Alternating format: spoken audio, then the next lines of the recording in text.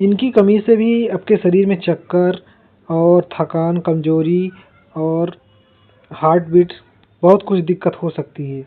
जी हाँ, हम बात कर रहे हैं इलेक्ट्रोलाइट की। इलेक्ट्रोलाइट मतलब होता है सोडियम, पोटेशियम क्लोराइड, कैल्शियम वगैरह की कमी से आपके शरीर में चक्कर आना और हाथ पैरों में दर्द करना और वीकनेस लग सकती है और आपके शरीर का फंक्शन रुक सकता है, हार्ट बीट कम हो सकती है ना।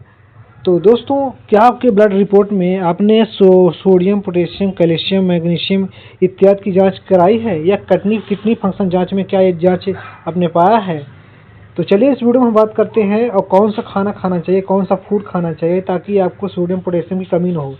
सोडियम पोटेशियम की कमी से शरीर में बहुत बहुत सी समस्या हो सकती है। नींद कम आ सकती है, चिड़चिड़ापन बढ़ सकता है, बोन कमज़ोर हो सकती है, हड्डी कमज़ोर हो सकती है ना, हाथ पैर में सूजन आ सकता है। तो चलिए इस वीडियो में हम विस्तार से बात करते हैं। दोस्तों, एक बार फिर से आपका स्वागत है आशीष एमएलटी एजुकेशन में। तो दोस्तों, इस वीडियो में हम बात कर रहे हैं इलेक्ट्रोलाइट। इलेक्ट्रोलाइट क्या होते हैं?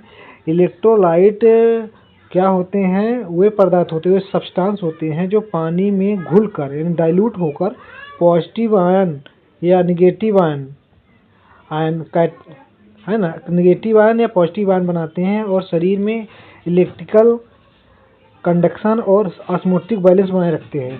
मतलब कि जो परासरण दाब होता है, इलेक्ट्रिकल कंडक्शन होता है, उसको बनाए रखते हैं। इसका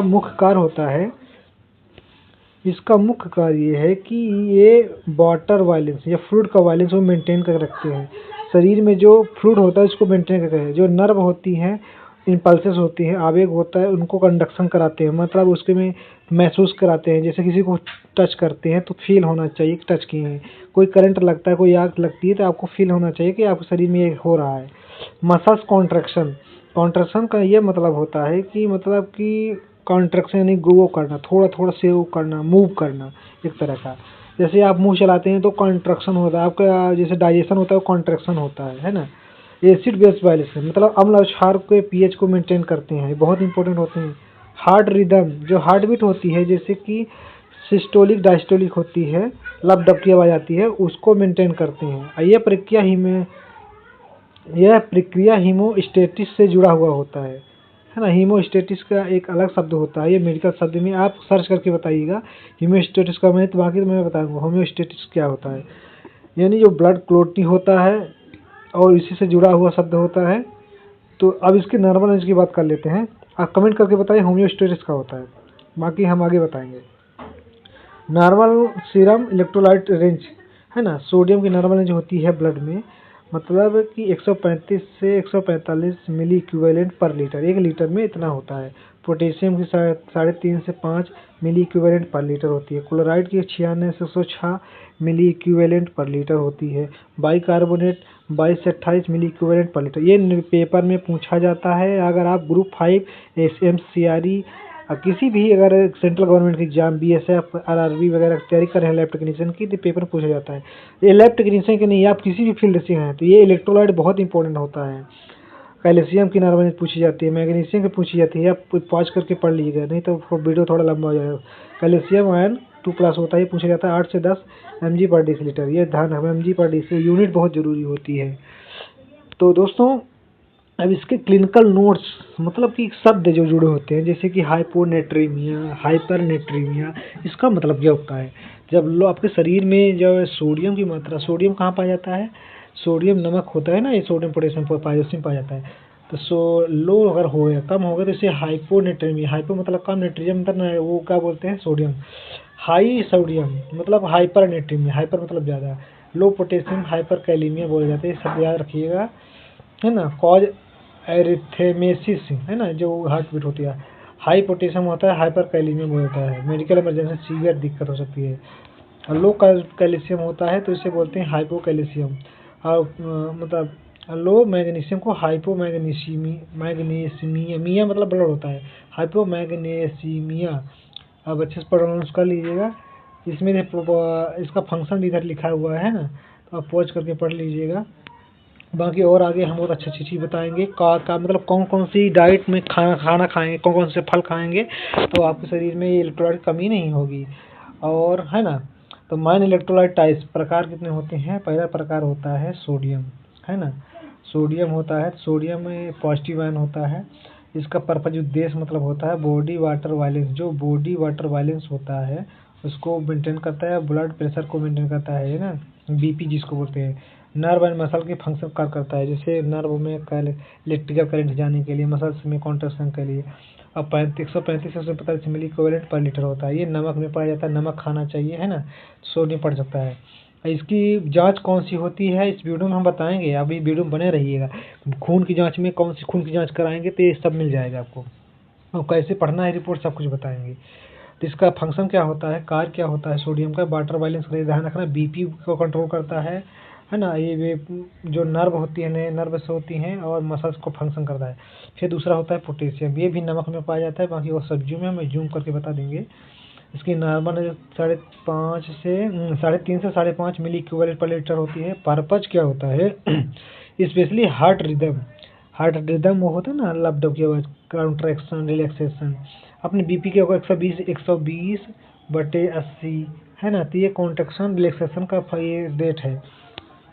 मसल कॉन्ट्रैक्शन और नर्व कंडक्शन, ये सब है ना फंक्शन याद रखिए। काम क्या करता है, इसे नीचे लिखा है, मसल कॉन्ट्रैक्शन ये कम हो जाता है, हाइपोकाइलेमिया बोला जाता है।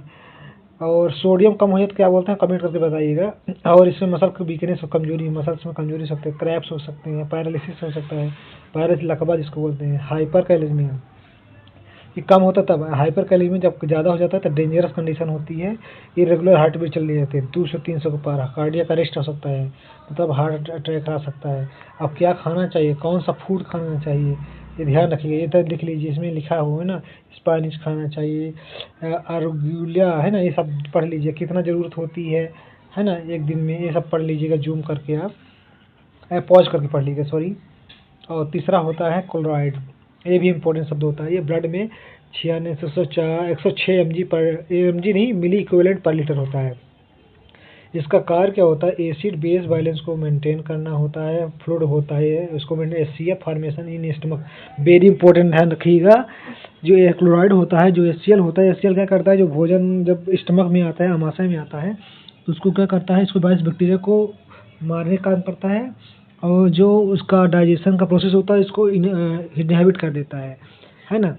और मेटाबॉलिक अल्कलाइन लो होने पर होता है ना, हाई होने पर डिहाइड्रेशन हो सकता है, एसिडोसिस हो सकता है, एसिड बढ़ सकता है आपके शरीर में।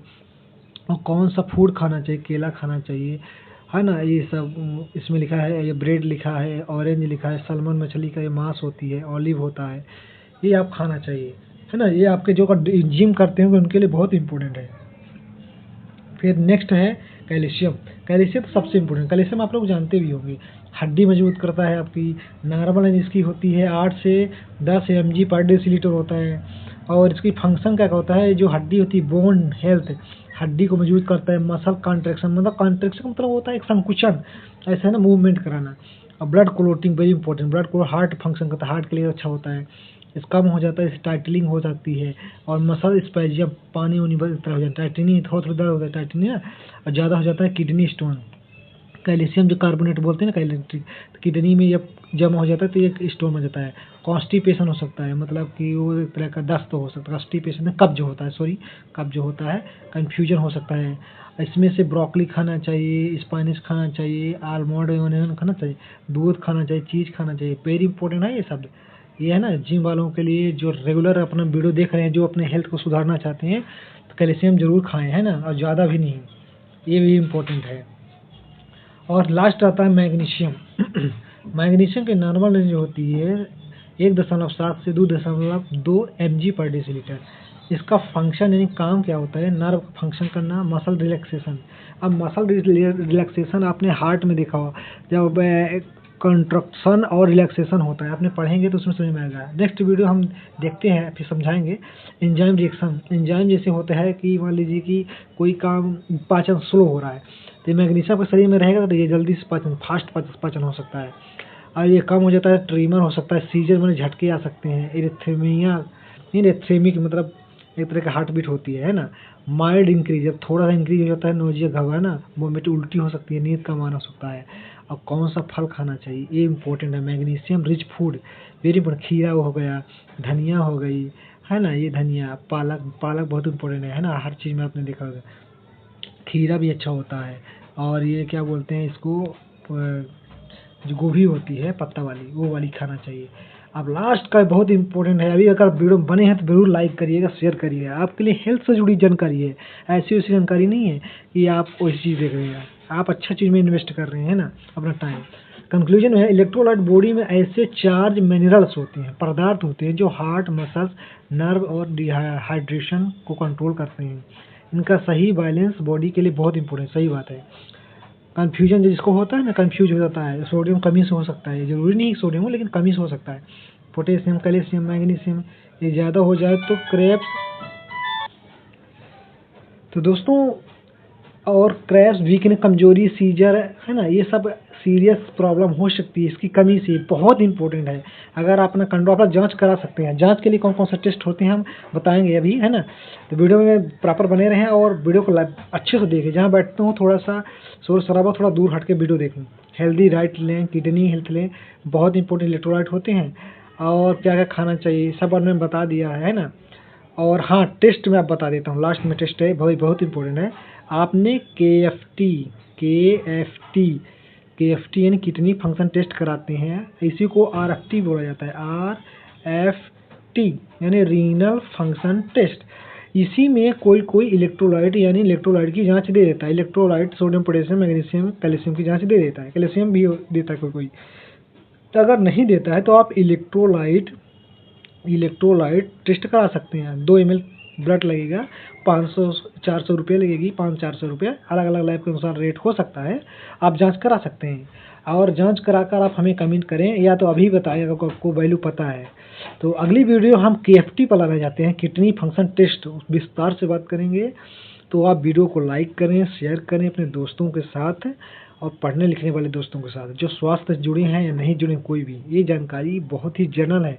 आप लोग जांच कराते हैं, पता नहीं चलता कौन किसकी जांच करा रहा है। तो इस वीडियो में जुड़े रहें और आपको इस चैनल से जुड़े रहें, आपको बहुत सारी जानकारी मिलेगी। ब्लड से रिलेटेड जांच, कौन कौन सी जांच होती है, न्यूरो से रिलेटेड सब कुछ जांच, हर प्रकार की जांच।